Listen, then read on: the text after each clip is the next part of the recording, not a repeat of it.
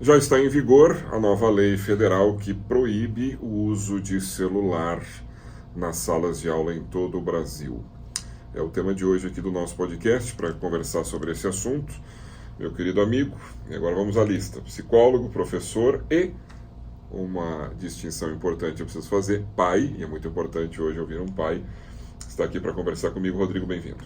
Tá certo, muito obrigado. Faltou administrador também. É verdade. Mas estamos aí, Tobias, para falar desse assunto que é muito importante e que eu acredito que é um tema, de certa forma, polêmico, porque há pessoas Sim. que não concordam, mas que há muito pano para manga aqui para a gente discutir, conversar, e como é algo que está em alta, eu acho que é fundamental a gente falar sobre isso, até para embasar um pouquinho melhor a opinião das pessoas que nos assistem. Exato.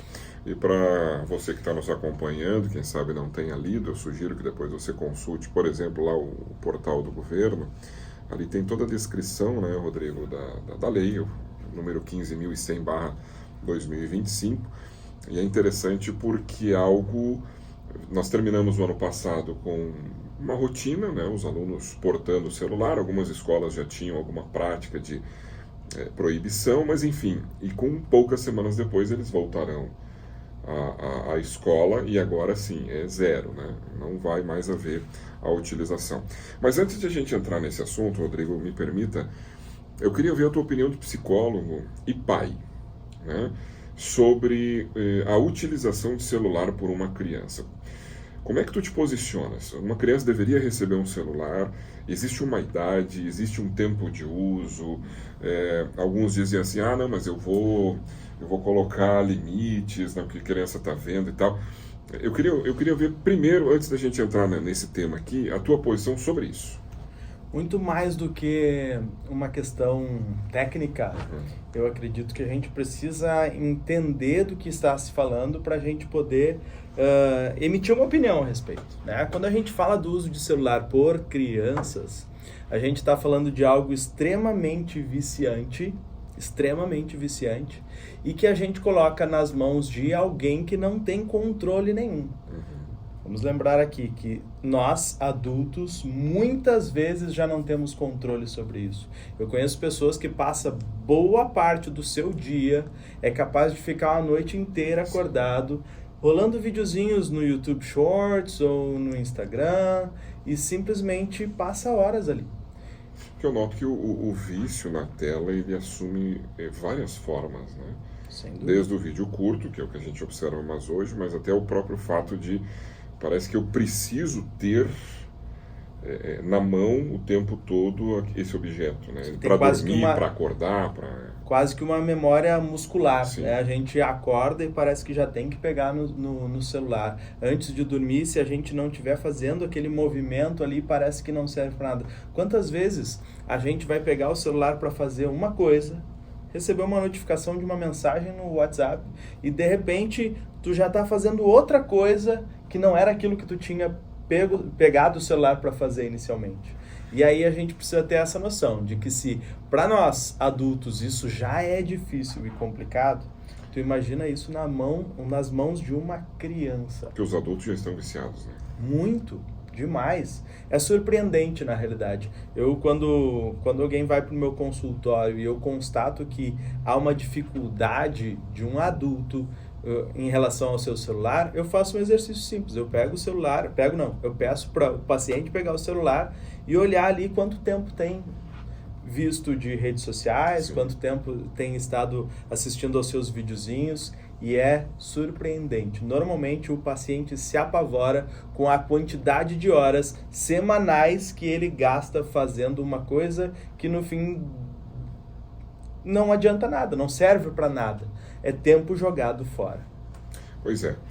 E isso tudo vai parar na mão da criança. Então tem a questão do vício, mas também me parece que o acesso ilimitado a todo tipo de conteúdo se torna preocupante também. Sem dúvida. Vamos pensar o seguinte, o que uma criança precisa de verdade? Eu gosto de fazer essa reflexão. O que uma criança precisa? Uma criança precisa de creche, por exemplo?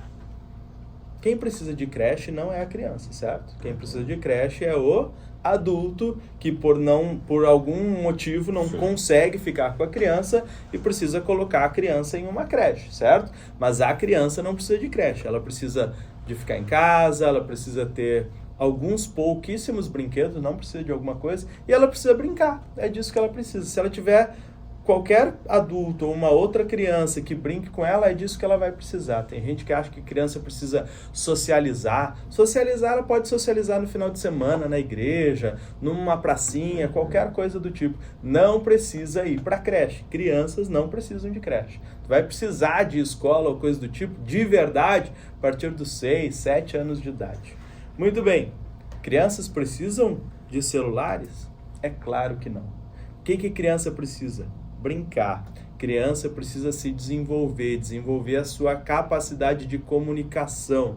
Como é que se faz isso? É no relacionamento social, é durante as brincadeiras. Quanto mais uma criança tem um celular em suas mãos, menos ela vai brincar, menos ela vai se comunicar. Por quê?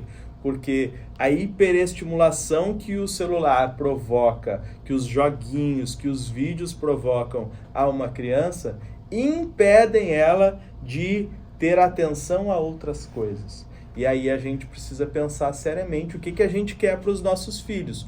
Por que eu daria um celular para minha filha se eu quero que ela se comunique bem, que ela se desenvolva socialmente, que ela brinque, que ela aprenda?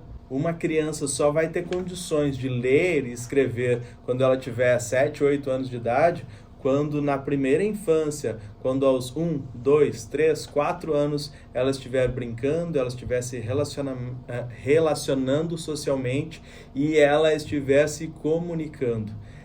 Muitas vezes a gente dá um celular para uma criança e naquele momento de vida dela, ela deveria estar aprendendo algo que ela só vai aprender naquele momento. E a gente impede que a criança aprenda algo que só naquele momento ali ela conseguiria aprender. Pois é, e tem muita coisa na vida que a gente aprende só vivendo.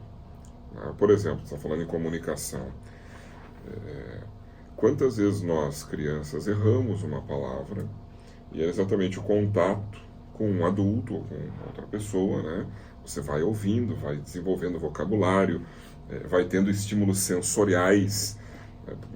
Claro que hoje em dia é difícil, mas eu acredito que você também deve ter pego uma época que a gente podia ficar na rua, Sim. Né? Voltava para casa no final do dia, assim, que a mãe só olhava e dizia assim, direto pro chuveiro, porque era um estado terminal, assim. E tu ainda dizia pra mãe, mas eu nem suei. Exato, só que assim, a tarde foi intensa, de jogo de futebol, de criar brincadeiras, porque tinha muito isso, né? Você criava situações, inventava situações. E tinha toda essa coisa da interação, do experimentado, né? Claro, dentro de um local seguro, perto da família. E aí hoje a gente está tirando das crianças estas experiências de vida, quando elas têm conteúdo que não deveriam ver, ou têm estímulos, né? Que as fazem falar menos. Por exemplo, né? Nós somos professores, quem é professor está nos vendo, sabe disso. Uma das principais preocupações que quem é professor para com os alunos a gente percebe a dificuldade que eles têm de olhar nos olhos, o que nós estamos fazendo agora, e manter um diálogo. Né? Outra coisa que preocupa muito, muitos têm dificuldade de conversar, têm um vocabulário mais reduzido, e aí, Rodrigo, realmente a gente não conversou antes de começar, aqui está sendo bem espontâneo. Também eu tenho uma preocupação com a dificuldade das pessoas, dos jovens, muitas vezes, não conseguirem compreender a ironia. E para mim, pessoalmente, a ironia é uma ferramenta de comunicação muito preciosa. Tremenda. Né? E eu leio a ironia como? Nos olhos, no tom de voz. Na expressão facial. Né? Você que está nos vendo aqui, a gente não fez uma apresentação muito grande no início, mas o Rodrigo e eu trabalhamos juntos na escola há muitos anos.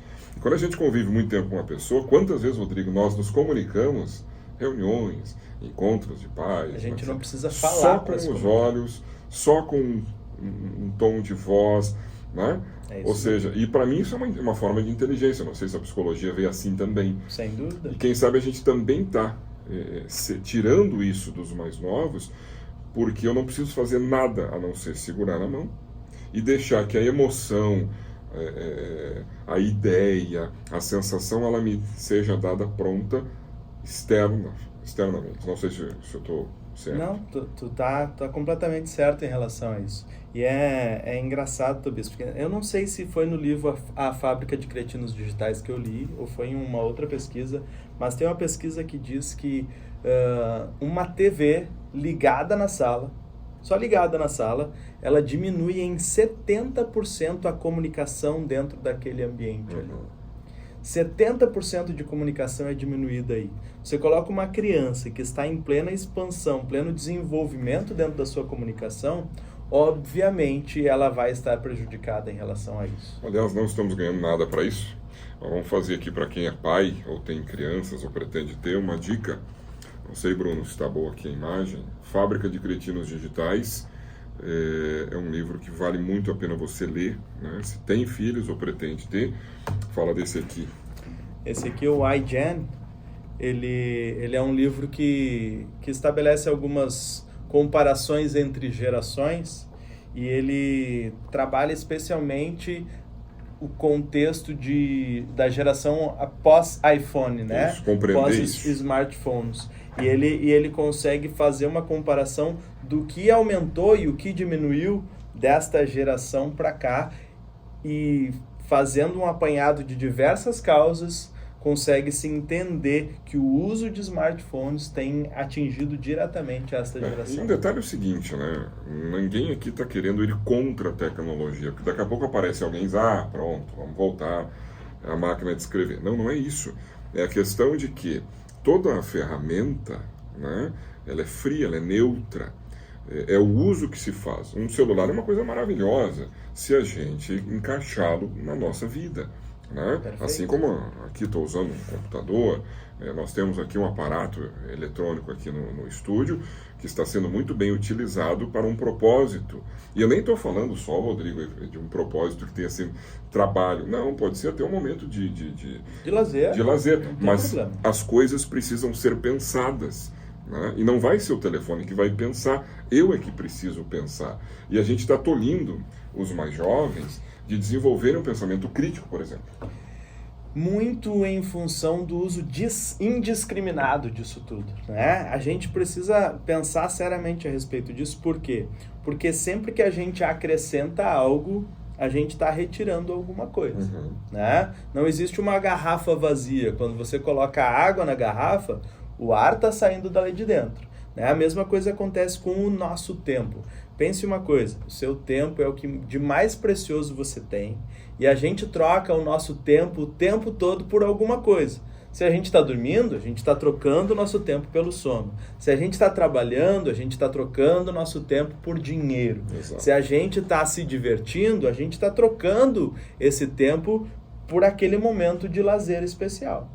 A questão é... Você já percebeu que nada do que tu falou, divertimento, dinheiro, sono, nada disso faz com que eu consiga trocar novamente essas coisas por tempo. Não tem como. Não dá mais. Tem. Eu troco tempo por dinheiro, mas dinheiro por tempo não dá mais. Não tem como. A gente não consegue trocar dinheiro por tempo. E essa é uma reflexão importante. E quando eu pego algo que toma tanto o meu tempo, que eu tiro o meu tempo de atividade física, que eu tiro o meu tempo de relacionamento social, que eu tiro o meu tempo de leitura, que eu tiro o meu tempo dos estudos, que eu tiro o meu tempo de trabalho. Quando isso acontece na minha vida, é como se isso aqui fosse um ralo que estivesse drenando o meu tempo. E como que eu faço para voltar no tempo e reaproveitar? Não tem como acontecer isso. Tempo é vida. E aí, Rodrigo, a gente chega nesse impasse, né? Por quê? Porque a partir da próxima semana, já começou, né? Em outras partes do Brasil, inclusive eu tenho conversado com professores de São Paulo, a rede adventista, por exemplo, que eu trabalho, o Rodrigo trabalhou até o ano passado, já começou as aulas e eu fui buscar informações, assim, cara, como é que está sendo esse negócio de entrar na sala? Eu tenho recebido alguns depoimentos interessantes, tá? E para nós aqui, a partir da próxima segunda-feira... Fiquei curioso até com os depoimentos. Vou te dar um caso que eu até ri muito, né? Eu tenho um primo que é professor de história também lá, e ele disse assim para mim, enviou um áudio, ele disse, primo, eu estou tendo que ensinar os alunos a ler a hora no relógio analógico de ponteiros, né? Sim. E a gente acabou rindo, porque realmente é um aprendizado que se perdeu. Sabe que eu dava aula de inglês e eu usava um relógio de ponteiros para ensinar as horas para os meus alunos. Aí tinha que fazer duas aulas. Tinha que fazer 2 aulas, um para ensinar a ver as horas e outro a ver as horas em inglês. Sim, então veja. E a partir de segunda aqui, né, nós vamos ter então essa proibição. Como é que tu está vendo tudo isso? Eu estou olhando para isso esperançoso. Esperançoso para que nossas crianças e adolescentes aprendam uma nova forma de viver. Porque como isso está muito atrelado ao nosso meio de vida, eu diria que a internet não faz mais parte da nossa vida. Ela é Sim. a nossa vida. A gente acorda e dorme com ela. Eu acredito que por causa dessa lei, de uma forma forçada, a gente tem uma oportunidade de reaprender algumas coisas que nós fomos perdendo ao longo do tempo. Principalmente de usar o nosso tempo de forma mais sábia. Claro que isso pode trazer algumas consequências negativas se a gente não fizer da forma correta, pode, mas eu estou olhando para isso de uma forma esperançosa. Pois é, e aí vem a questão, né? Por quê? As escolas estão se organizando, inclusive quando a gente lê aqui a lei, né, ela outorga às escolas criar metodologias, mas o resultado final é sem celular dentro da sala de aula. Agora, Rodrigo, me parece que nessa empreitada, porque o que se quer aqui, né, vamos deixar claro, a ideia é tirar o celular, não do aluno para sempre, porque fora da sala de aula ele vai estar livre para usar como ele sempre usou, e o problema descrito por ti agora há pouco, ele continua. Sem dúvida. Tá? Mas o que se quer ao tirar, né, o celular dentro da sala de aula? Que aquela atenção toda que se perde com o uso do aparelho constante, ela seja, Rodrigo, destinada de fato à aula, né? Que os alunos voltem a conversar como deveriam, porque nem no recreio eles vão ter que interagir, socializar. Se imagina que haverá mais atenção à explicação do professor, enfim, é o que se espera. Agora veja, me parece que não é uma função, Rodrigo, apenas da escola. A lei é federal, portanto não existe negociação nesse aspecto, mas me parece que nessa realidade nova nós temos alguns entes aí além da escola. Alguns personagens não sei o que te parece. especiais.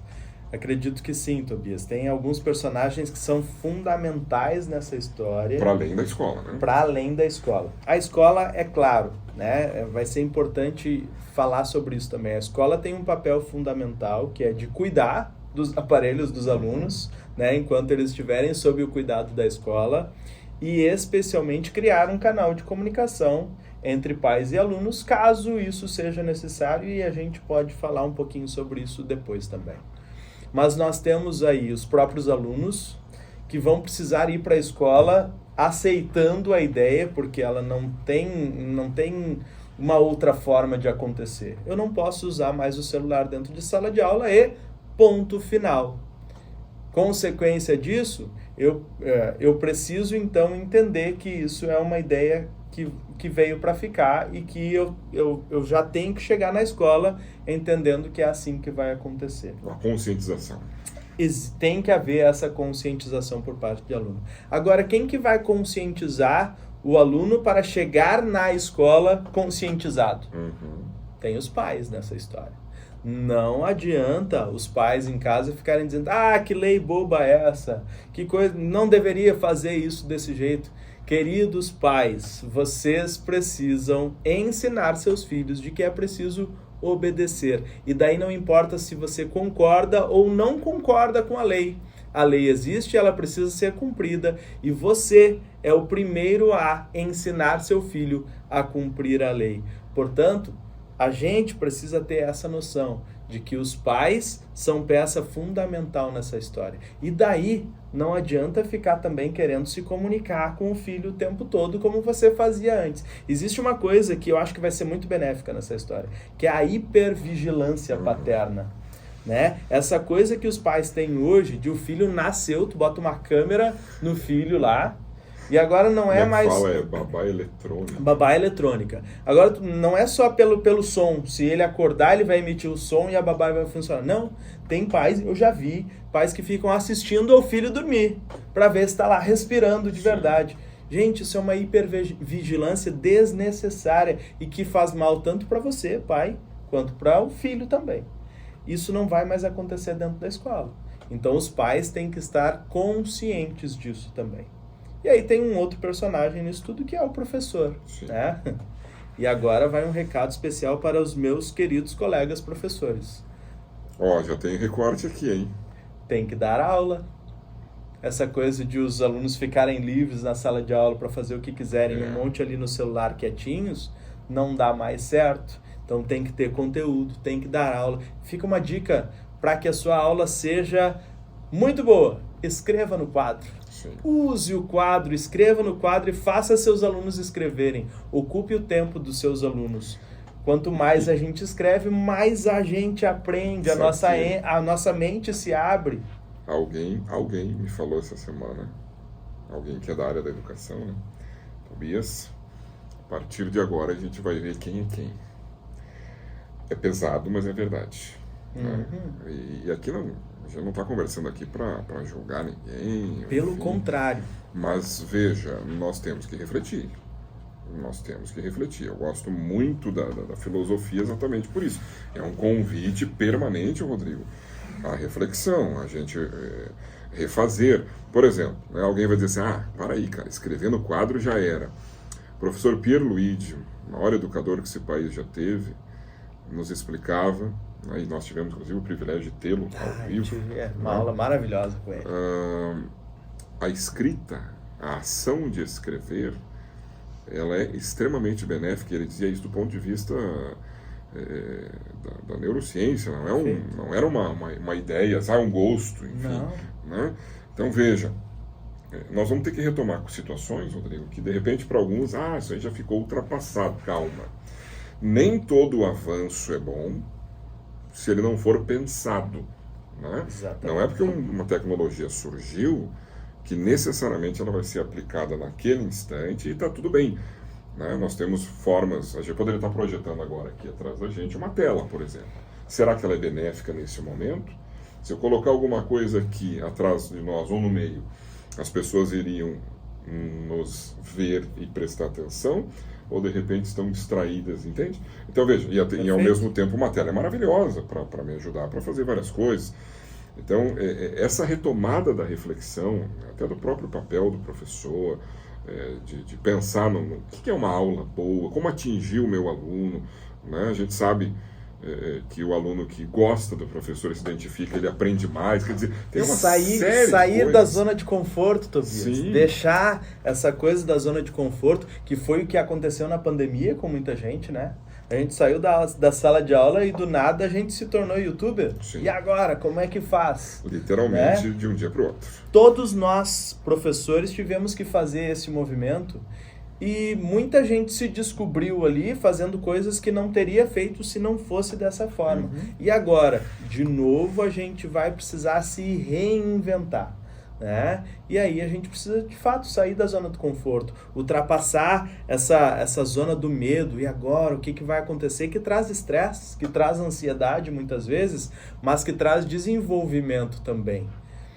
E para quem não quer sair da zona de conforto, pelo menos amplie a sua área de conforto, então, né? Agora, Rodrigo, olha só. Para muitos pais, e a gente sabe que isso vai acontecer, né? Virá aquele argumento assim, mas como é que eu vou falar com meu filho?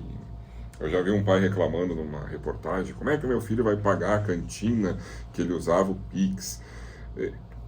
Eu estou exagerando quando eu digo que a maioria das demandas são superficiais? Será que eu estou sendo meio malvada, assim? Porque eu acho, sabe, tipo assim, não consigo pagar o Pix. Meu querido, olha só, manda o Pix de casa depois, né?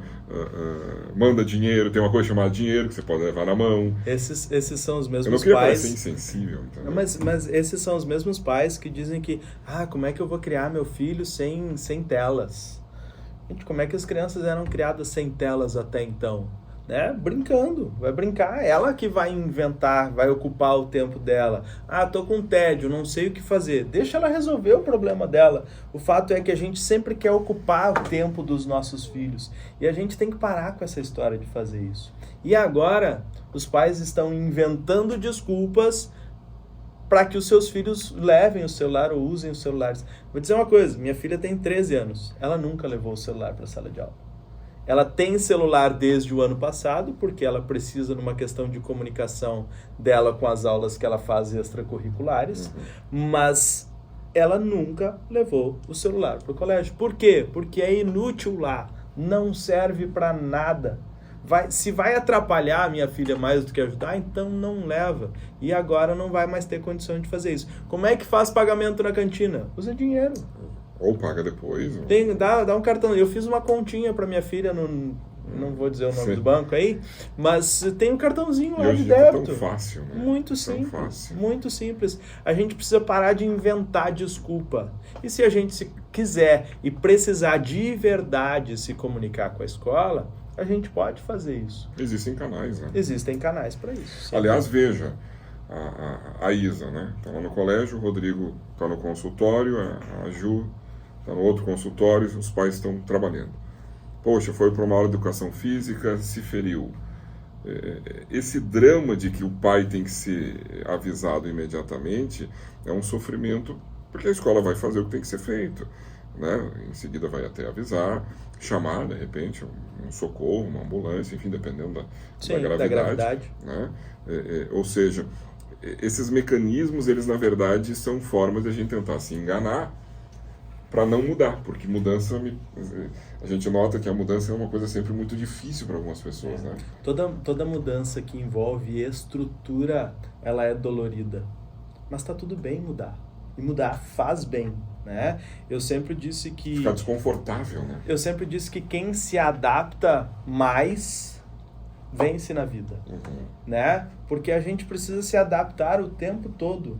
E quanto mais a gente tem capacidade de se adaptar, melhor vai ser para nós. Por isso essa é uma oportunidade excelente para as nossas crianças, para os nossos adolescentes. Vai precisar se adaptar? Vai ser forçado? Vai, mas vai precisar fazer. E essa adaptação vai trazer, na minha opinião, ótimos resultados lá na frente. E quando bater uma crisezinha de abstinência? A gente sabe que o celular ele desperta mecanismos de vício, como várias substâncias, né? Sem dúvida. O que fazer? Aguenta. A gente sabe que pode acontecer, né? Eu confesso assim que eu nunca convivi com alguém que estivesse tão viciado num celular a ponto de ter uma crise de abstinência. Mas pode haver. Pode bater a ansiedade em função disso? Pode. E aí a escola vai ter que ter um ambiente que proporcione àquele aluno uma ajuda para se acalmar, mas para vencer aquilo ali, e vai precisar do apoio dos pais para isso. Não adianta ir na escola e reclamar de que meu filho está tendo crise por causa disso. Na realidade, gente, eu vou dizer uma coisa que é grave, é séria, mas é verdade. Os nossos filhos só são viciados no celular porque a gente permite que sejam. Isso aqui é um extremo distrator. Ele distrai a nossa atenção. O simples fato da presença do celular numa classe, ele já é suficiente para que eu não consiga prestar atenção à aula que está sendo dada ali. Então, quando eu retiro esta presença da vida do meu filho durante aqueles momentos ali, eu estou retirando a possibilidade de ele se distrair na aula. E isso vai servir muito mais para que ele possa aprender a se concentrar. E aí tem um outro problema, que é, não usei celular a manhã inteira. Agora à tarde eu posso usar, existe o que a gente chama de demanda reprimida, né? Aquilo que ficou represado ali durante a manhã, agora à tarde eu posso usar de qualquer forma. Aí vem a grande oportunidade para os pais, que é de aproveitar esse momento desta lei, onde os alunos terão os seus celulares restringidos na escola e utilizar essa restrição para o bem dos seus filhos também em casa. Para crianças, tu me perguntou lá no início, deve dar celular para criança ou não? Crianças não têm celular. Vou repetir, crianças não têm celular. Adolescentes precisa ter celular? Se precisa, por algum motivo, dê um celular. Mas nunca dê um celular para o seu filho de forma irrestrita, em que ele tenha uso indiscriminado daquilo ali. Não, dê o celular, mas vigie. Existem hoje aplicativos, eu utilizo o Family Link no meu celular, que vigia o celular da minha filha. Ele limita, ele bloqueia o celular dela no tempo. Portanto, ela só pode usar o celular dela para algumas coisas específicas e que sejam de fato necessárias para ela. Vigiar é fundamental.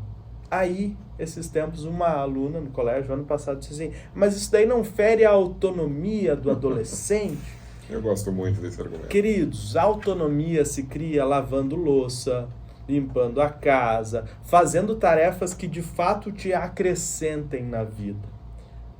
Autonomia não tem nada a ver com o celular. Eu costumo dizer que criança e adolescente é como se fosse um carro só com acelerador. Não tem freio, não sabe parar. Se não tiver um adulto que ensine a frear e que mostre até onde pode ir, qual velocidade e de que forma, não vai saber. E aí você entrega um celular com um mundo inteiro nas mãos de uma criança e de um adolescente e você acha que ele vai ter capacidade de autonomia? É impossível que isso aconteça. Portanto, essa tarefa, esse papel é de você, pai, e é de você, mãe. Tome isso para suas mãos e nunca dê um celular para criança, dê talvez para um adolescente, mas ainda assim, sempre de forma vigiada. Esse é o seu papel. Só que eu tenho uma esperança, Rodrigo, além de tudo que a gente já conversou, que o celular fora da sala de aula, pelo menos um pouquinho, desenvolva neles a capacidade de ouvir. Quem trabalha com adolescente sabe que se perdeu a capacidade, não a capacidade, por favor, né? Entendamos. Sim. Né? Não é que a pessoa ficou surda, exato. É que ela não consegue. O ouvir, né? E tem gente que faz piada disso, mas assim, é verdade, tá? A gente que está na sala de aula, uma coisa simples. Pessoal, hoje vamos falar, no meu caso, né? História. Vamos falar sobre a Revolução Francesa. Abra ali o teu material na página 57. Imediatamente começa assim. Senhor, qual é o assunto? Que página que tem que abrir? E você responde. Hoje é a Revolução Francesa. Qual é a página? 57. Aí já foram 2 vezes. Logo depois virá uma 3ª vez. Senhor, qual que é a página mesmo? 57. Estou inventando? São várias ocasiões em que isso acontece. A isso eu me refiro, Rodrigo, como perder a capacidade de ouvir. Por quê? Eu estou num ambiente, né? Eu sei que o professor está falando, mas ainda assim, né? Eu percebo o ruído, mas não processo a informação. Uhum. É isso mesmo. E por que eu acho isso tão agravante? Por tudo, pelo aprendizado, pela comunicação. E vamos pegar aqui uma situação de emergência. Você que é pai agora, especialmente, tá? E depois um pai aqui comenta. Se você tiver uma situação de emergência que precisar dizer assim para o seu filho, sua filha, levante-se e saia, ele vai te obedecer? Ou vai começar a fazer perguntas do tipo, é para levantar? Por que eu tenho que levantar? Por que eu tenho que levantar? Para onde eu tenho que ir? Vamos? Entende? Eu sei que parece um exagero da minha parte, mas, Rodrigo, eu tenho muito medo de emergências e adolescentes. Sim, é verdade. Né? Isso salva vidas. Porque Saber obedecer ordens salva vidas. Claro que eu quero um adolescente pensante, sim. E ele vai ter um espação enorme para isso. A gente está debatendo, por exemplo, a filosofia. Né? Um dos temas que eu mais gosto de filosofia é ética. Poxa, faça todas as perguntas possíveis. Agora, voltamos para aquela que é a parte do discernimento ali, né? A gente tem que construir, ajudá-los, na verdade, a se desenvolverem para saber a hora das coisas, a hora, né? E aí vem todas as inteligências, sei lá, a hora de ouvir com calma, a hora de perguntar, de interromper e perceber na voz do interlocutor a emergência. Pessoal, levanta e sai. Perfeito. Né? O que te parece? Não, eu acho que é muito por aí mesmo. Na realidade, nós temos uma séria dificuldade hoje de os pais ensinarem os seus filhos o poder da obediência. Porque obedecer é fundamental. Tem uma palestra que eu faço que é só sobre isso. Obedecer é fundamental. Salva vidas, como tu disse. Se eu vir que minha filha está correndo em direção a uma rua movimentada de carros e eu disser para ela, filha, para agora, ela precisa obedecer. Para isso ela tem que ter entendimento. E ela vai aprender isso ao longo do tempo, dentro de casa, desde as coisas menores até as maiores. Das coisas que ela pode e não pode mexer. Dentro da minha casa, eu nunca tirei nada do alcance da minha filha. Nunca tirei nada do alcance da minha filha. Mas eu sempre a ensinei que tinha lugares que ela podia e lugares que ela não podia mexer. E isso é fundamental para que eles criem essa capacidade. E ao longo do tempo, sim, a gente vai ensinando a pensar. E aí a gente diz, olha só, por que tu não podia enfiar o dedo na tomada? Exato. Porque agora ela já sabe o que é um choque, o que é a corrente elétrica e tudo mais. Não adianta eu querer ensinar para uma criança de 7 ou 8 meses de que, olha só, filhinha, você não pode enfiar o dedo na tomada porque você vai tomar um choque. O que é um choque na cabeça de uma criança? Tem corrente elétrica. Não existe isso para ela. A gente precisa ensinar. E aí a gente precisa ser mais forte e limitar a criança. Para que depois a gente ensine ela a capacidade de pensar. Muito, muito importante essas considerações. Rodrigo, nosso tempo está acabando. Já. Eu quero te ouvir aí nesse fechamento. Algumas reflexões ainda sobre essa nova etapa que a gente começa agora de sem celular na sala. Então, eu queria falar um pouquinho diretamente com as famílias. Eu fiz algumas anotações aqui que eu acho muito, muito importantes assim, de a gente trabalhar. Esse livro aqui, que é o iGen, ele traz, como eu disse antes, uma reflexão sobre gerações. Dentro dessa reflexão, ele diz que a geração que nasceu de 95 para cá, que chegou à adolescência a partir de 95 para cá, é uma geração que está mais deprimida, é uma geração que está mais ansiosa. E essa depressão e essa ansiedade, ela não se explica por uma grande tragédia, ela não se explica por uma grande recessão econômica, por uma fome, ou mesmo por uma pandemia, que é algo ainda mais recente do que isso. Essa depressão, esse surto de ansiedade que está muito presente na vida dos nossos adolescentes, se explica diretamente pelo uso indiscriminado das telas, especialmente dos smartphones. Lembre-se, quanto mais perto a tela estiver do seu filho, pior é para ele. Se tiver que escolher entre um desenho na TV e o desenho no celular, sempre escolha pela TV. Mas limite sempre, cuide, qual é a idade do seu filho, ele realmente deve estar vendo isso, ele não poderia estar brincando com outras coisas? Pense a respeito disso. Características da adolescência atual.